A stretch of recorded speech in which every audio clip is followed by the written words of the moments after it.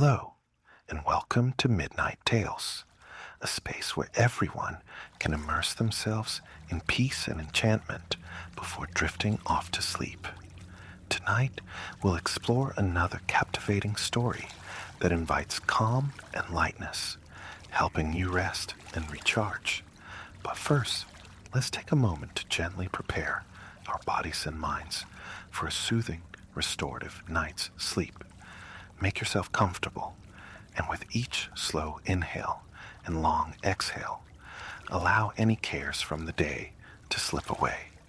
It's not always easy to detach from the hustle and mental overload, especially before bed.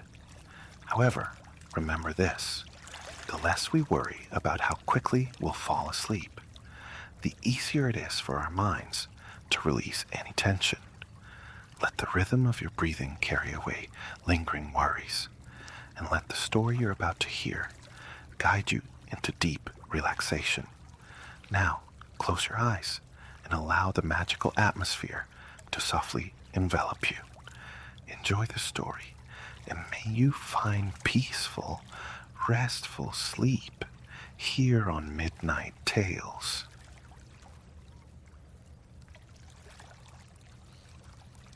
The rainforest air, thick and alive, clung to Silas as he stood at the threshold of the retreat, backpack still a familiar weight upon his shoulders. A thirst for the untrodden path had drawn him here, to the verdant northeastern edge of the Yucatan, where the coastline promised emerald jungles spilling into turquoise waters. Visions danced in his mind. Sun-drenched hikes with newfound companions, bicycle wheels spinning against sunset-painted skies, the silent ballet of tropical fish observed through a snorkel mask. Yet, before the grand exploration commenced, a different kind of journey beckoned, a stillness, his foremost desire, a quiet settling of the spirit, before venturing into the magnificent unknown.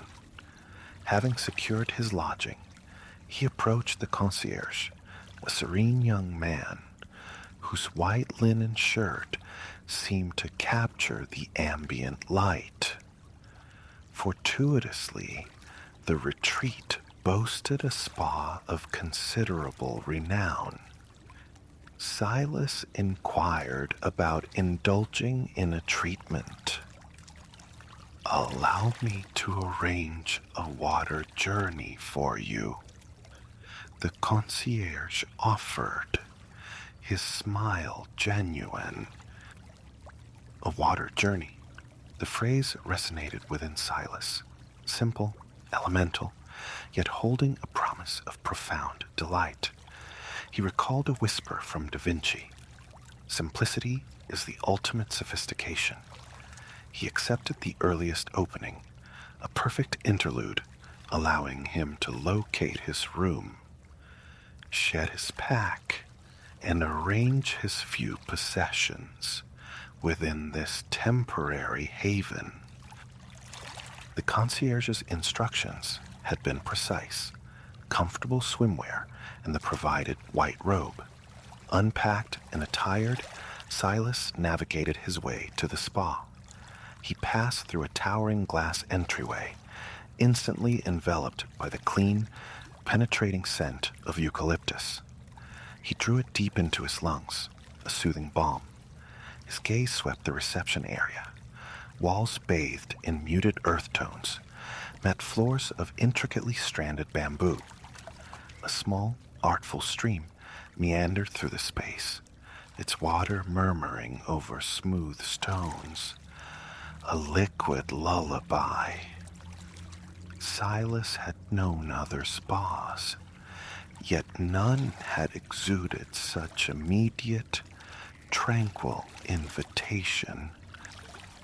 Behind the reception desk stood a woman whose dark, knowing eyes complemented the rich chestnut hue of her hair, gathered neatly into a sleek bun. Clad in an elegant white uniform, she greeted Silas with an effortless warmth, introducing herself as Elena. She would be his guide on this aquatic pilgrimage. Elena presented a diminutive glass containing a pale green liquid offered on a polished silver tray. A room temperature infusion, she explained, crafted specifically for relaxation. Silas sipped. Cool cucumber and bright mint mingled on his palate, underscored by an elusive sweetness he couldn't quite name. He drained the small vessel and returned it to the tray. With another smile, Elena beckoned him to follow. They proceeded down a quiet hallway, passing through an ornately carved wooden door.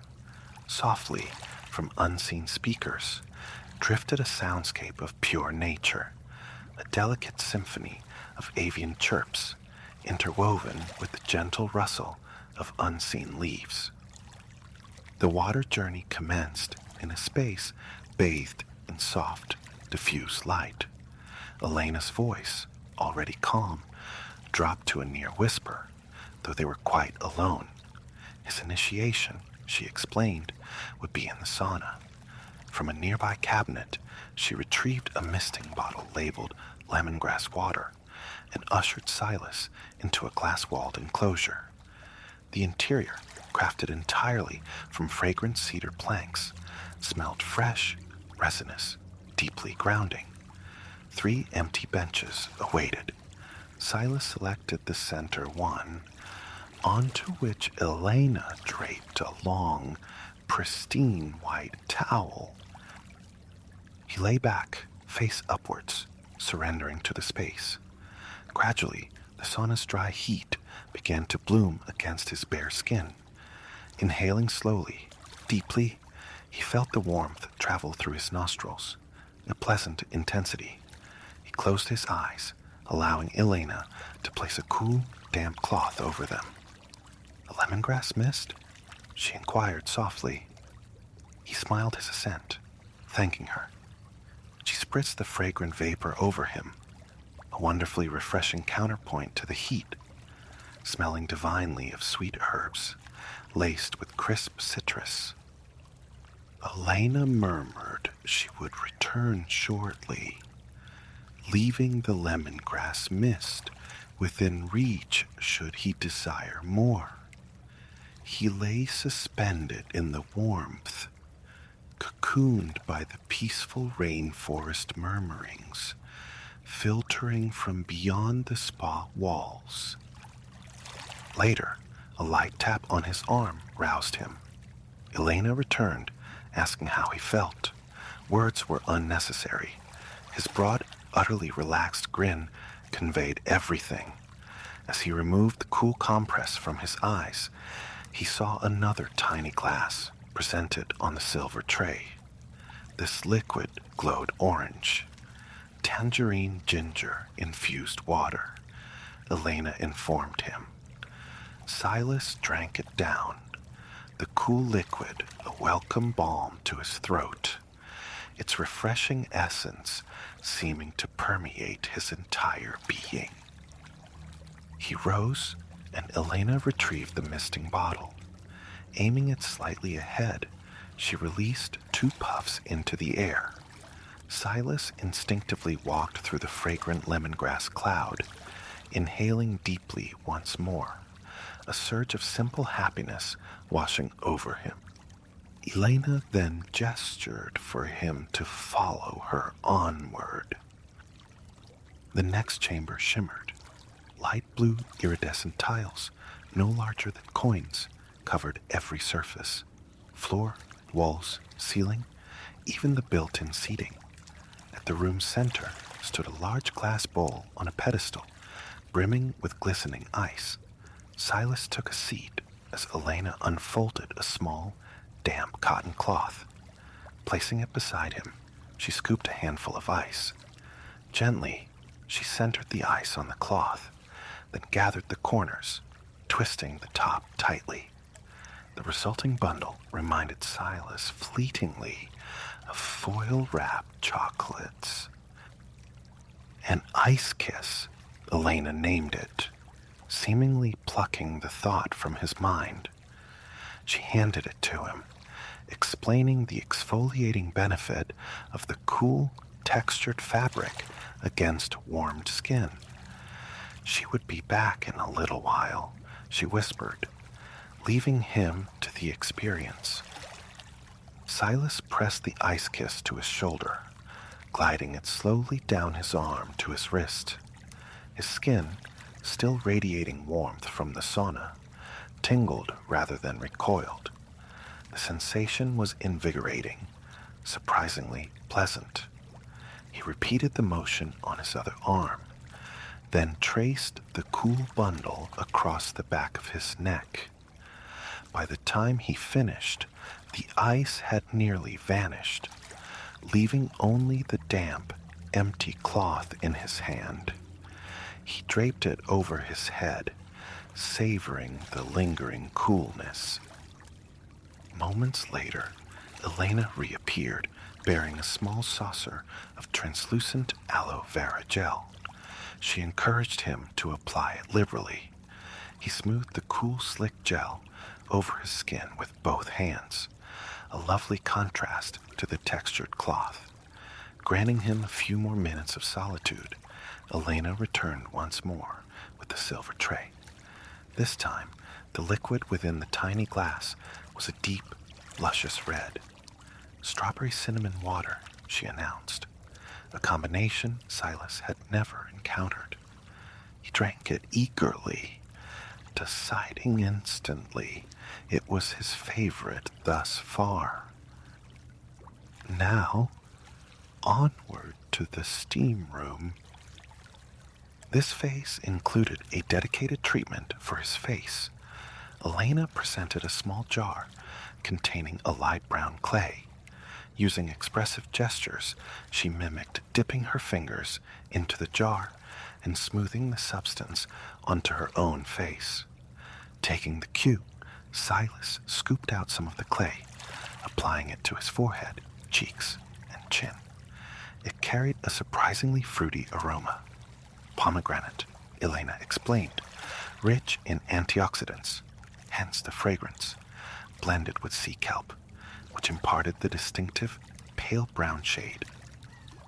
As the mask began to settle onto his skin, Silas mused, "Why haven't I done this before?" He could almost feel his skin relaxing, softening beneath the treatment. The steam room was deeply shadowed. Its layout mirrored the ice room, but here the coin-sized tiles were a profound navy blue, and tiny lights twinkled in the ceiling like a captured constellation. The temperature rivaled the saunas, yet the quality of the heat was entirely different. Where the sauna was arid, the steam room was enveloped in a warm, humid embrace. Elena spread a fresh white towel over a tiled lounge chair. Silas reclined upon it, closing his eyes. Next, Elena placed cool cucumber slices over his eyelids, whispering that she would retrieve him in a few minutes. He welcomed the solitude, using the time to further clear his mind, to simply be. The facial mask began to tingle, subtly, pleasantly. It felt good, he acknowledged, to be so thoroughly cared for. Breathing in the gentle steam that swirled around him. Elena returned, gliding into the steam room with yet another offering on the silver tray. Pink this time. A delicious hibiscus lemonade.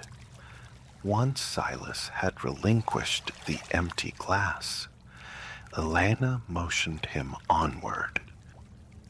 They entered a room tiled entirely in pristine white. Overhead, spaced several feet apart, hung two large rainfall shower heads, each accompanied by a dangling beaded metal chain.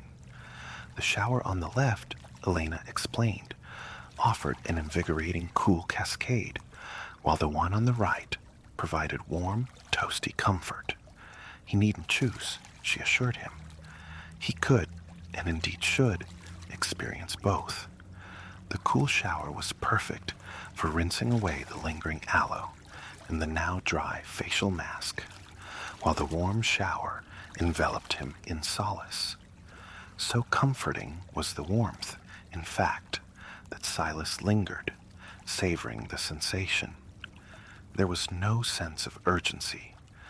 Elena waited patiently outside until he signaled his readiness. After emerging from the rainfall showers, Elena offered him a small glass of fragrant peach tea alongside a soft, jewel-toned cranberry-orange cookie. He popped the cookie into his mouth, consuming it in a single bite. Astonishing how much vibrant flavor could be packed into such a small treat. He grinned, a childlike expression sparked by a sudden memory of his grandmother's cranberry muffins, a holiday staple from years past. Elena smiled back, understandingly, and once again invited him to follow her to a new sanctuary.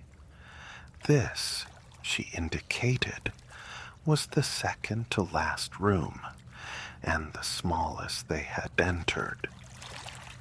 Yet it seemed to encapsulate the finest elements of the preceding spaces.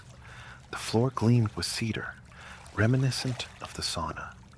In the room's center rested a tiled lounger, similar to the one in the ice room, but this one shone in a warm, glossy beige. Twinkling starlights dotted the ceiling, echoing the steam room, and the ambient temperature felt utterly perfect. Elena placed a dry towel upon the tiled lounger. This chair possessed a subtly different contour, designed, she explained, with zero-gravity principles to alleviate pressure points, particularly in the lower back. Silas knew the ritual now. He lay down, instantly feeling a pleasant warmth radiating upward. The lounger's tiles were heated. Elena gently placed a delicate, lavender-scented pillow across his eyes and proceeded to give him a soothing scalp massage that lasted several blissful minutes. Finally, she draped a light, soft blanket over him, murmuring that she would return later. In this quietude, Silas felt his body surrender into an even deeper state of relaxation. He rested his hands just below his chest, fingers loosely interlaced, melting into the lounge's embrace. A peculiar paradox emerged. He felt simultaneously heavy, anchored, yet light as a feather, adrift. For the first time in recent memory, his mind was utterly still. There was only tranquility, only an encompassing sense of peace. Grateful for an evening devoid of plans, Silas allowed himself to fully inhabit the present moment, savoring this profound self-communion. He wished it could extend indefinitely. Lying upon the lounger, his sole activity became the simple, rhythmic act of breathing in and out. Every muscle fiber felt loose, liberated. Even his toes were relaxed.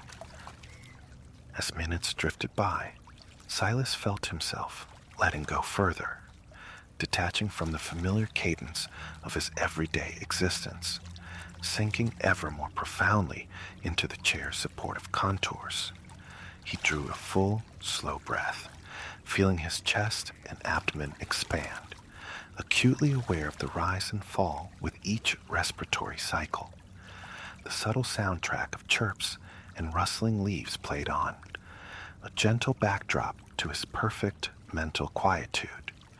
He descended into a state of relaxation deeper than any he had previously known. Sleep beckoned, hovering just at the edges of his consciousness. Yet somehow, he didn't succumb entirely. He floated in a liminal space, poised on the cusp of wakefulness within a cozy hibernation. He welcomed this dreamy daze, embraced it. The birds continued their soft conversation. The leaves whispered secrets. He focused on these sounds, on his breath, on the delicate scent emanating from the lavender pillow. No thoughts intruded, only serenity. His chest rose with another deep, fulfilling breath, then gently fell. Silas lay in perfect stillness, suffused with a calm happiness, cherishing this moment where the only requirement was to breathe in and out. Eventually, Elena entered the room with practiced quietness. She touched his shoulder gently, inquiring if he was awake. 2 minutes more, he thought, and sleep would have claimed him fully. He grinned, the simple act awakening the muscles in his face, signaling his readiness for the journey's culmination. With one hand, Elena lifted the lavender eye pillow. In her other hand, predictably, rested the silver tray. This time, it held a small ceramic cup of steaming green tea beside a granola square, generously coated in dark chocolate. She offered these as she explained they were approaching the final chamber. Silas nodded, savoring the final 2 treats, predictably delicious. En route to the last room, Elena described it with quiet enthusiasm. It housed multiple pools, and this part of the experience, she revealed, came with no time limit. Silas's eyes brightened at this news. He could linger for the rest of the day, should he wish. Stepping into the final sanctuary, Silas beheld 3 distinct, tranquil pools.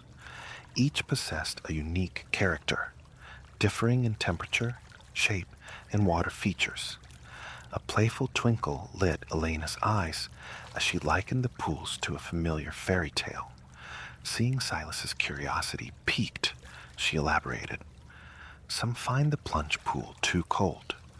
The whirlpool for others is too hot. But the last pool, she gestured towards a gracefully shaped basin, the one offering a gentle waterfall and a back massage feature. That one is often found to be just right. He was free to sample all 3, or settle into just 1 or 2. The choice was entirely his. Silas considered his options. The allure of just right was undeniable. He decided he would begin there, and perhaps, if it lived up to its promise, end there as well. Elena left him then, granting him complete solitude. He entered the water slowly, allowing it to envelop him completely. The temperature felt almost indistinguishable from his own skin. He swam towards the back massage feature, letting the thick streams of water cascade over his shoulders and spine, pressing back gently, eyes closed, reveling in the therapeutic pressure. After a few moments of pure sensation, he felt inclined to move, undertaking a lap or 2. Nothing strenuous, just the pleasure of gliding through the water. The gentle resistance felt calming, a liquid reminder to embrace slowness, not just within the pool, but in the larger currents of life. Turning onto his back, He floated effortlessly. With his ears submerged, the ambient sounds of the rainforest faded, replaced by the intimate rhythm of his own breath, in and out. He drifted lazily, sculling gently with his hands and feet in the perfectly tempered water, appreciating the profound solitude. No one else was present. The entire space was his own. It truly was, just right, echoing the simple wisdom of the old tale. A reminder, perhaps, that equilibrium is the key. As he floated, suspended between water and air, he remained acutely aware of his relaxed, even breathing, in and out, in and out. And in that suspended moment, Silas knew he had discovered something more profound than mere peace and tranquility. He had found a resonance, a perfect balance struck between mind and body. Floating peacefully, a slow smile spread across his face at the realization. His travels had barely commenced, yet he had already unearthed a precious insight, a state of being he would carry with him, always. A soft drizzle curtained the forest, a day of gentle weeping from the sky. Your umbrella sang softly with the percussion of raindrops as you ambled through the woods, the path beneath your feet yielding slightly. High overhead, the leaves of venerable ash trees whispered secrets as each droplet arrived. Rivulets coursed down the furrowed bark of ancient oaks, vanishing into the dark, thirsty soil. Though moisture hung heavy in the air, a surprising warmth enveloped you, a cozy pocket within the damp embrace. It was one of those spring days, redolent with the rich perfume of earth awakening, and the scent of burgeoning life. A carpet of nodding indigo, the bluebells, spread limitlessly around you, and mingling with their delicate fragrance was the pungent sweetness of ramsons, hinting at wild garlic hidden nearby. Through the trees drifted the music of human connection, laughter and conversation, softened by distance. These winding paths were old friends. You had no destination pressing, only the journey itself. You paused, captivated by a common blackbird foraging across the uneven terrain. Its plumage, you observed, wasn't merely black, but a shifting iridescence of bruised purple, deep forest green, and the velvet blue of midnight, each feather beaded with perfect miniature globes of water. The bird regarded you for a fleeting moment, a mutual acknowledgement, before hopping onward into the undergrowth. You sensed a shared contentment, a mutual appreciation for the woods on this particular day. Halting beside a moss-crowned tree stump, flanking the wide track, you drew your eyes shut. A slow, deliberate inhalation filled your lungs, held for a quiet beat, then released just as slowly, coaxing relaxation. Tension melted from your shoulders, unwound from your neck. A profound sense of peace washed through you, a gratitude for the vibrant tapestry of life pulsing all around. Further along, the path presented a familiar divergence. Straight ahead lay the pond, where swans navigated the water with effortless grace. To the right, a track sloped downward toward wildflower meadows, whispering promises of the year's first butterflies. Yet Drawn by an unseen current, you chose the left fork, venturing deeper into the woodland's heart. The trees pressed closer now, muffling the sounds of others, until only the forest's own voice remained. This path delivered you unexpectedly to a clearing, a space you couldn't recall discovering before, yet felt instantly welcoming. A small circle of lush grass lay embraced by more ash trees. Tucked to one side stood a timbered hut, half swallowed by creeping ivy, but showing signs of care. Its wood recently kissed with a deep viridian hue. Its door stood ajar, an invitation. Curiosity stirred. What might lie within? Compelled, you crossed the clearing toward the structure. Nearing it, you noticed a polished brass plaque gleaming on the door. Miniature railway. Reaching out, your hand met the wood, and the door swung inward without a sound, as if anticipating your arrival. This, you began to suspect, was no ordinary model railway. Inside, the shed defied its external dimensions, revealing a space far larger, cool and dim, save for a single, focused spotlight illuminating a long table. Beneath this bright circle lay the railway, a train, a station, a breathtaking landscape in small scale. It was a meticulous miniature of Albion's heartland. You could discern undulating downs, dotted with sheep and cattle no larger than postage stamps.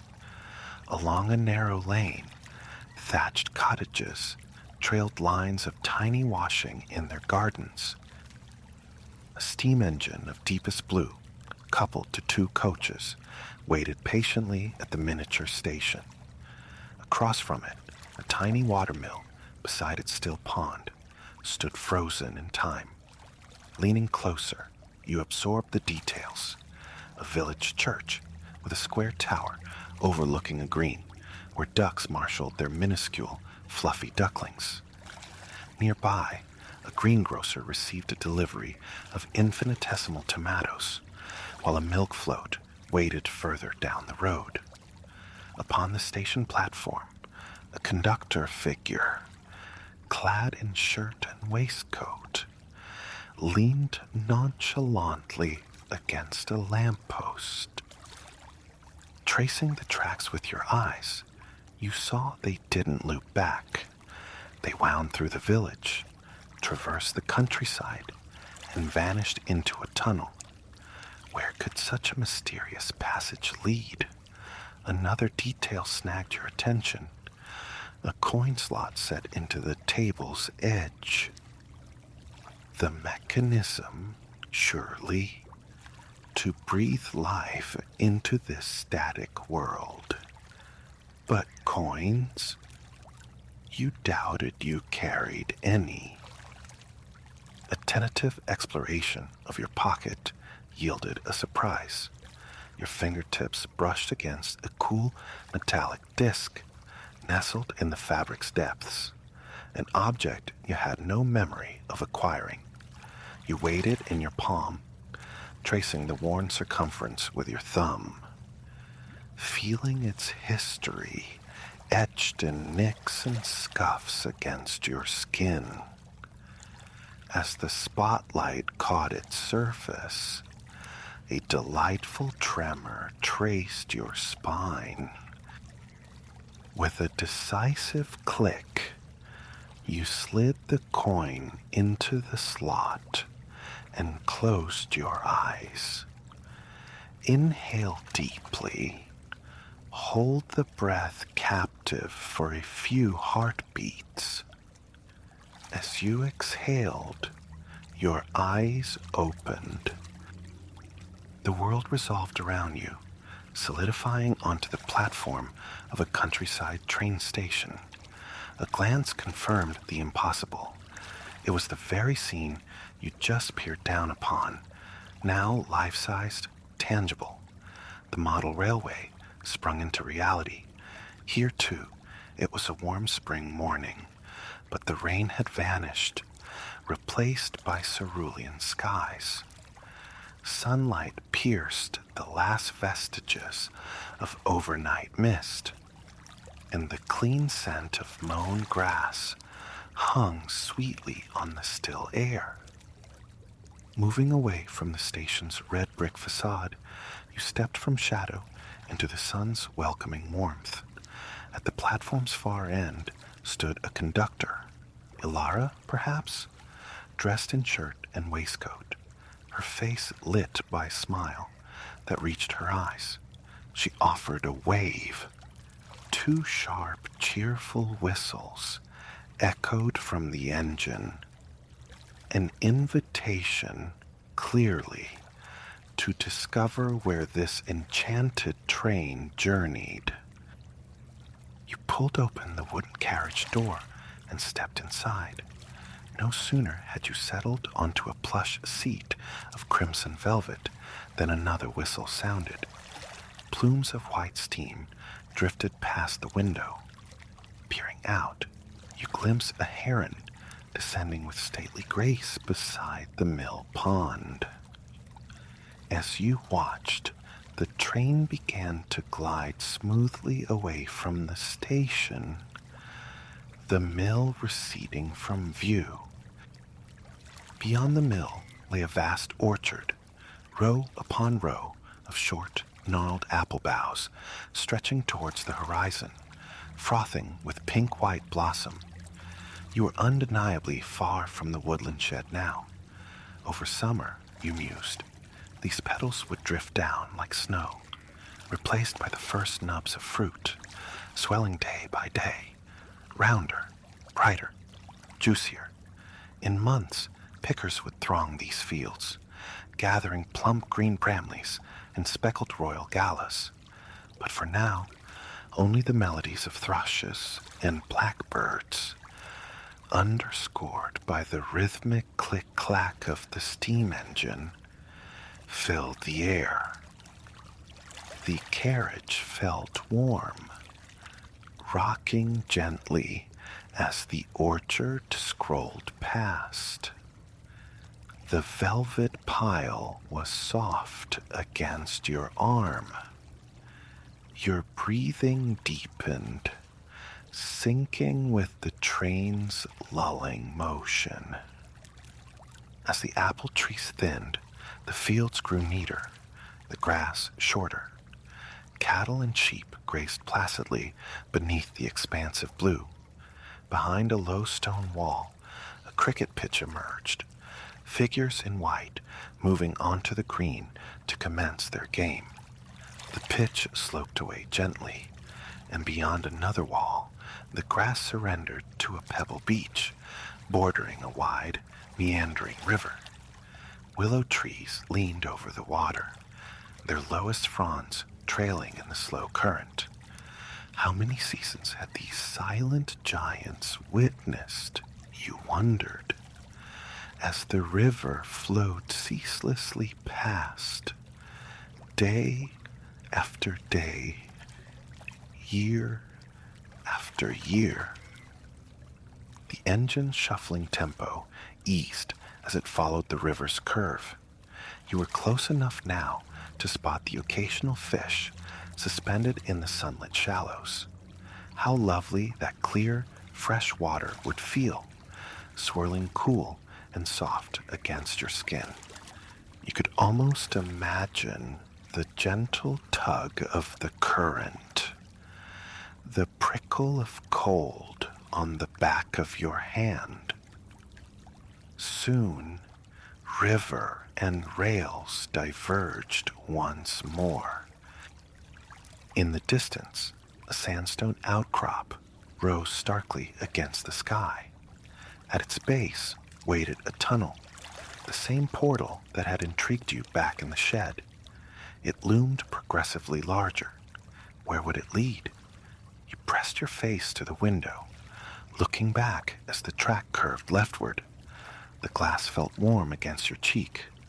Through a shimmering heat haze rising from the sun-baked earth, the entire village lay revealed. River and cricket pitch, orchards and fields, church and mill, a portrait of perfect tranquility. With a final backward glance, you closed your eyes and leaned into the seat. Darkness enveloped the carriage as the train plunged into the tunnel. You took a moment to scan your body, seeking any lingering tension. With a conscious breath, discomfort dissolved. You felt grounded, your body pleasantly heavy upon the velvet. You knew you'd emerged when the blackness abruptly yielded to a cool, bluish luminescence. Opening your eyes, you found towering spruce and pine, mantled in snow, slipping past mere feet from the window. The magical train, it seemed, had traversed not just space, but seasons, delivering you from English spring to alpine winter. The trees parted, unveiling a breathtaking panorama. The tunnel had deposited you at the floor of a wide valley, hemmed in by immense, craggy mountains. The snow blanketing the fields between train and slopes lay thick and pristine. Above, heavy gray clouds hinted at more snowfall to come. Before you could fully absorb the vista, the trees closed in again, but you noticed the landscape scrolling past ever more slowly. Leaving your compartment, you moved to the corridor window on the opposite side.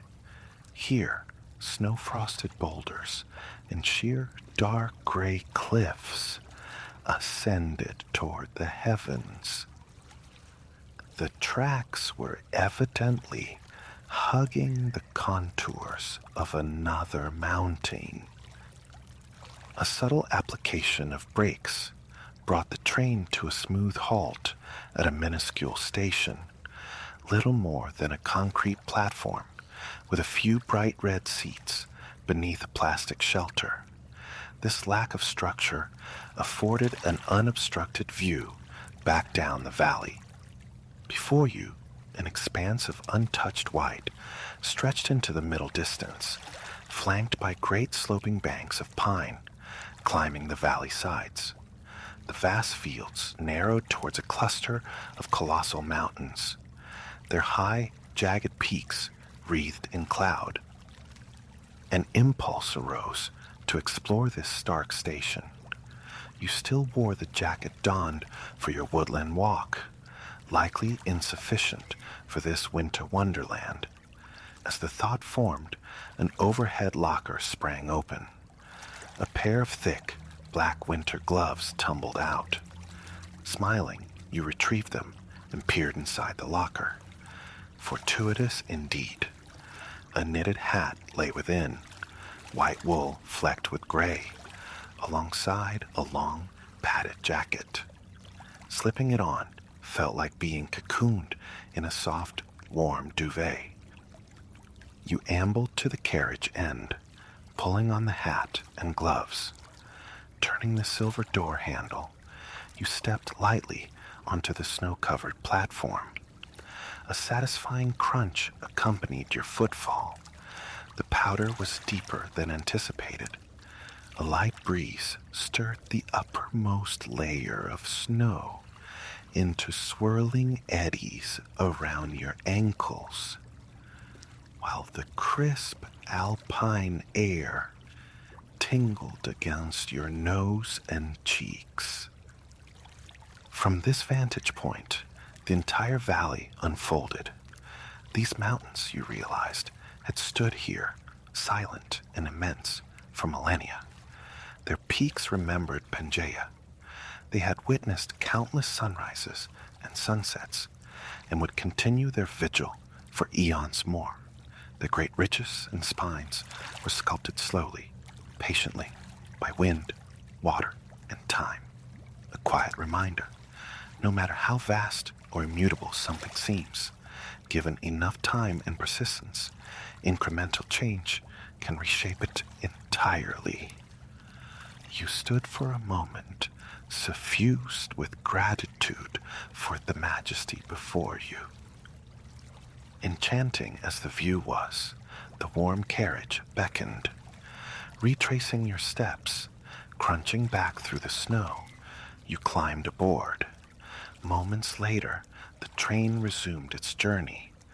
The forest thickened outside once more as you removed the borrowed winter gear, stowing it back in the locker. Just as the latch clicked shut, the train entered another tunnel, another portal to the unknown. Anticipation fluttered within you.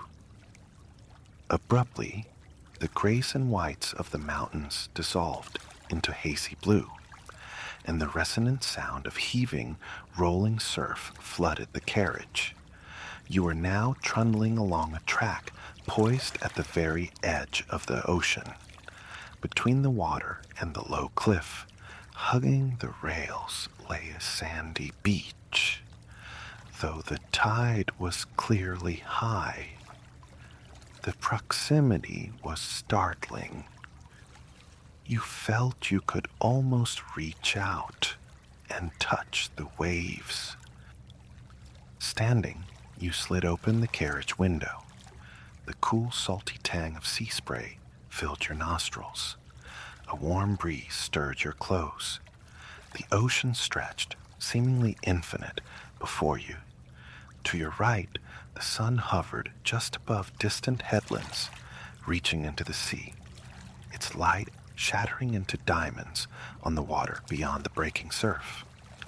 A gentle splash caught your eye, what looked like a sleek, whiskered head bobbing on the surface.